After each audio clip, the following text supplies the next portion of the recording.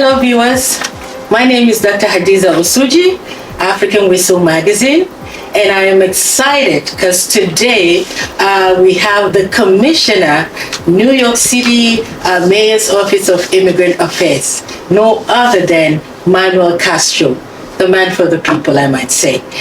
So Commissioner, thank you so much for coming. Thank you. Thank you so much for the invitation, and I'm very happy to be able to share more information, but also to be here with you and your wonderful team, and hopefully the audience gets a lot from this conversation. Absolutely, because as we all know, there's a lot of information going on out there from different sources, different channels, and it was really important. And that is why I'm excited for the Commissioner to be here in person for this exclusive interview, so that we get information, especially pertaining to immigration, the law enforcement agency. As we know, there is a lot of information out there, like I said, and causing a lot of fear. So with the Commissioner here in person and trying to reach out to the community, we're getting real information, authentic information. And so I'm very glad, and I thank the Commissioner for taking time out of his busy schedule to come to this interview to make sure that the people get this information that they need. So thank you once again. So without further waste of time, Commissioner, I just wanted to ask that there are claims that Tom Homan, who is the Director of U.S. Immigration Customs Enforcement, that is ICE, has visited New York City 3 times now, and these to see the mayor, and with regards to immigration, the current immigration policies, and this has led to widespread speculation that the New York City mayor now is supporting Trump's deportation policies. How true are these assumptions?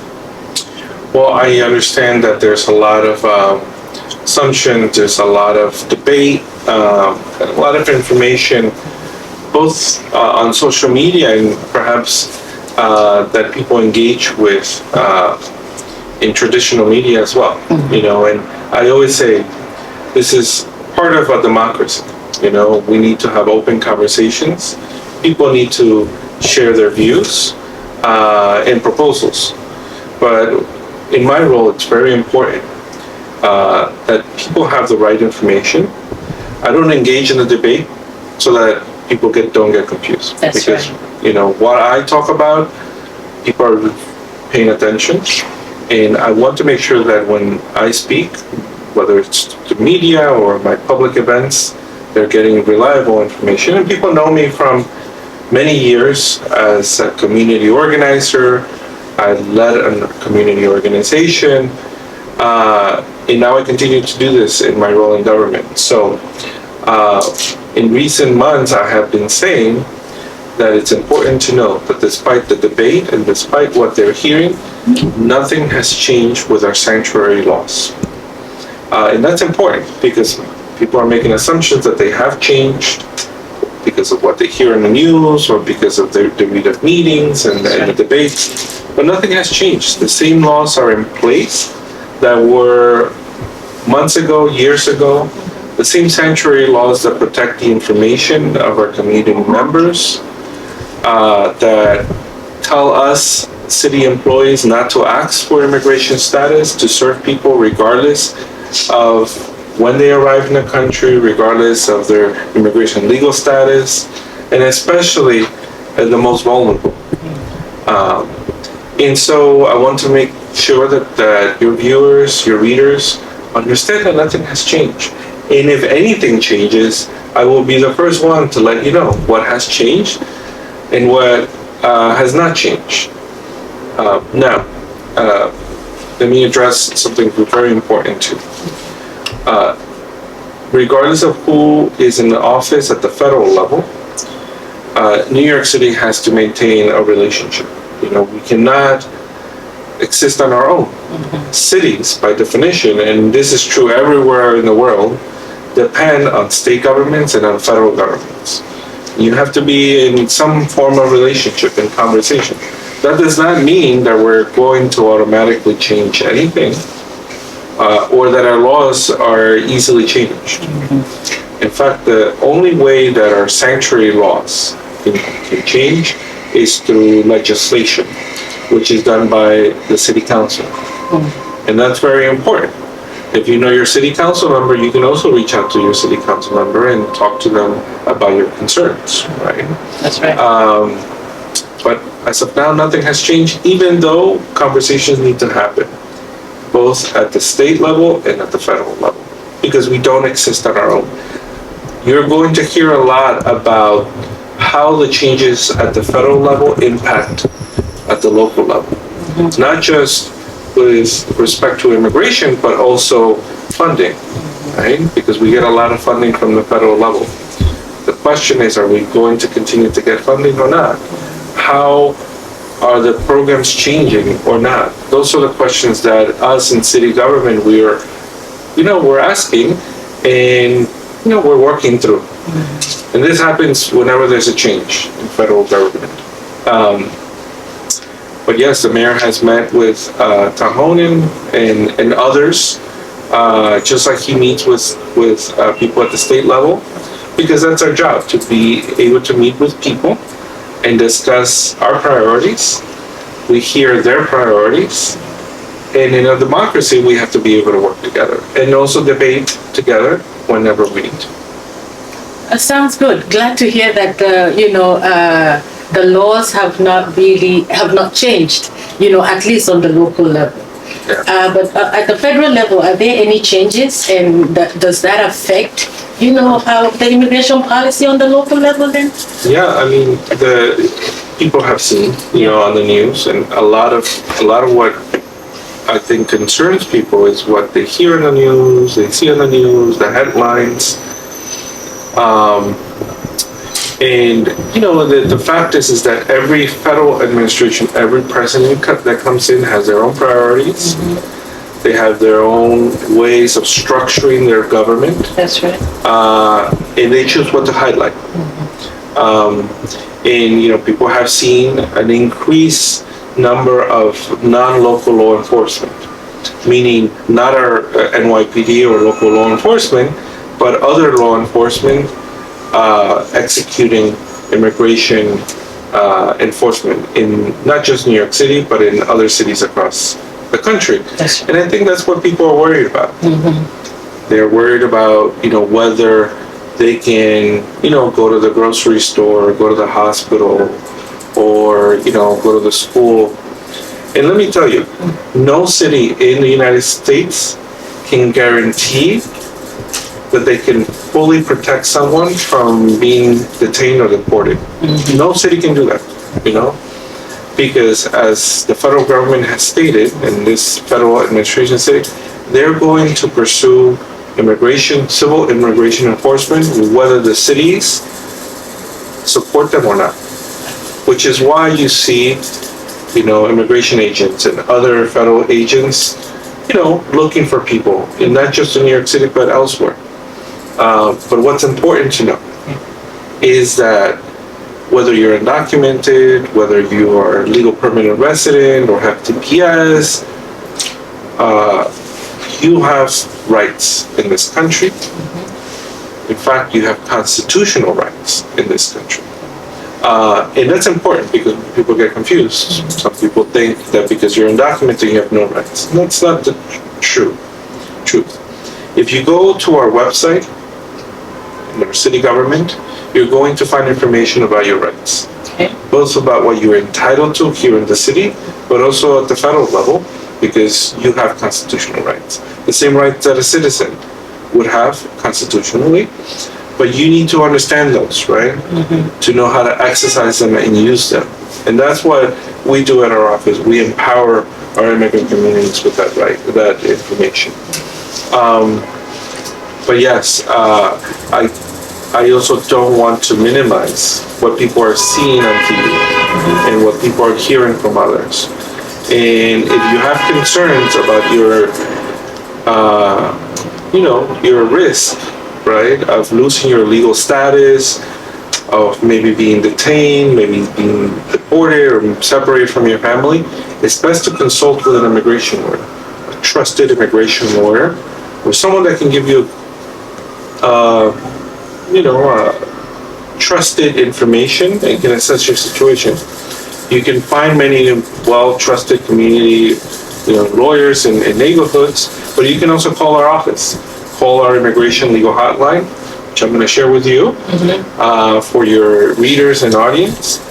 But you can also call 311 and ask to speak with someone that can provide you with a legal consultation, immigration legal support, and you will be connected to our providers, which can you can discuss your personal circumstance, and they can give you some guidance and next steps. Okay. And are these services free with the? Yes, absolutely. Services from the city government are free. We contract with trusted community nonprofit organizations that we work with. You may get connected to one of the organizations we contract with. And our hotline is also contracted with a trusted nonprofit provider that will give you the information that you need. Wonderful. But there's many ways that you can access this information. You don't always just have to go with what you see, in the evening news or in the headlines.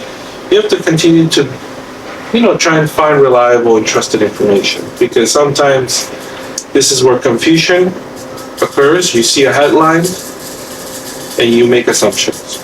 Keep looking for the information you need. And I know you're a trusted source. That's right. And so I'm glad we're doing this interview, because I want to get this information out to people.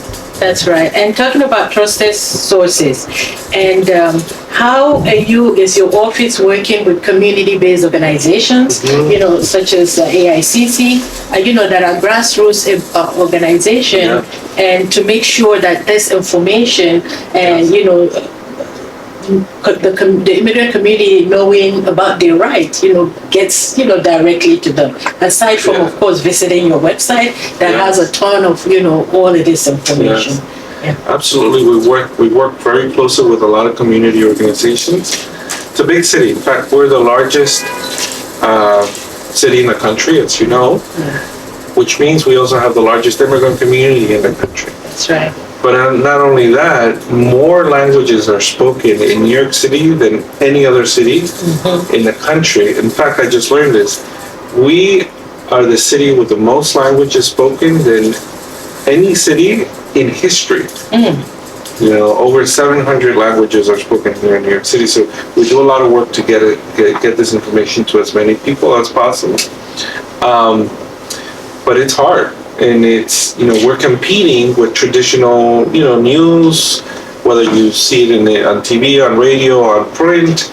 And sometimes the headlines, that's all people read. They don't read the article, right? Perhaps. And that's where people get confused. That's right. They see a headline, immigration enforcement is in the streets, and that's all they read. And they don't read that, the numbers that you're seeing now are very similar to previous years, previous administrations, but it's being more, it's covered more, right? And there's more interest in knowing what's happening.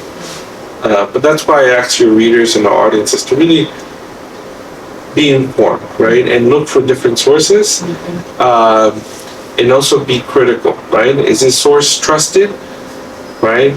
Should I go with what, I'm just being told by this one source? Should I be confirming it elsewhere? Yeah. You can, come to us, to our website, but you should also go to other trusted news sources like you to get the accurate, reliable information. Very important. Thank you for clarifying that. Now, with regards to New York City being a sanctuary city, and thankfully, the laws are still remain the same. There is this, confusion which I would like to clarify that is going on in our community. The immigrant community, particularly the African community, is that ICE, like you said, to an extent you don't have control over that. But when ICE they can go to public places. Church, schools, hospitals, mosque, and pick up folks. But then, So now, so there is no safety boundaries? Is that what it is? Well, like I said, no city government, no state government cannot guarantee you that immigrants will be 100% protected from immigration enforcement. There's really no such thing. Okay.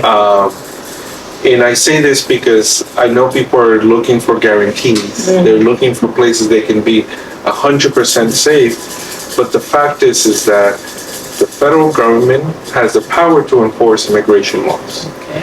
And they have their own federal authorities and police that they can send, law enforcement agencies that they can deploy to, to enforce immigration. That's right. So far, what they've said is that they're targeting people with criminal records, public safety concerns, and they, in the process of identifying these individuals, they are also detaining others who they might find with them who are also undocumented, what they call collateral. I mean, that is something that you're seeing in the news. You're seeing a lot of coverage around. Yeah. And I understand that people are fearful, and they're looking for safe spaces and safe, cities to go to. But the fact is that no city and no state can guarantee that you're going to be 100% protected. There's no such thing, and that's confusion. The mayor often says, the sanctuary city does not mean that federal enforcement cannot come in.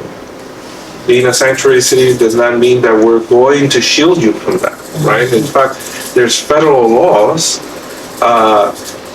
that the federal government can apply to anyone who tries to prevent federal immigration enforcement. And I think it's important for people to know because I don't want to give them false hope either. That's right. But the mayor has always said our sanctuary laws and our policies in the city allow for immigrants, regardless of their immigration status, to continue to go to our hospitals if they're experiencing a medical emergency, or if they have a chronic illness, they have to get their medicine, or they have a condition, or they're trying to access medical facilities for their ongoing care. You can continue to do that. If you have a child in our school system, you can continue to send your child to school. You can continue to engage in our school system in activities and events and participate as you would normally would. And if you're a victim of a crime or have witnessed a crime, you can continue to call 911. You can continue to trust our local law enforcement, our NYPD, because no laws have changed, no policies have changed. That's what our sanctuary laws and policies are there for. But will they protect 100% from being detained and deported? That's not what those laws are for. And like with every city, I work with almost every city in the country, they will say the same thing, and every city will probably say the same thing, that they're also concerned about bad actors, about people who are committing crimes, and often crimes against immigrants themselves. And I don't think any city does not want to be a safe city for everyone, including our immigrant communities. And that's what a lot of what you're hearing is about. Most reasonable people understand this, but I want to make sure to repeat it and make sure that that's clear for everyone.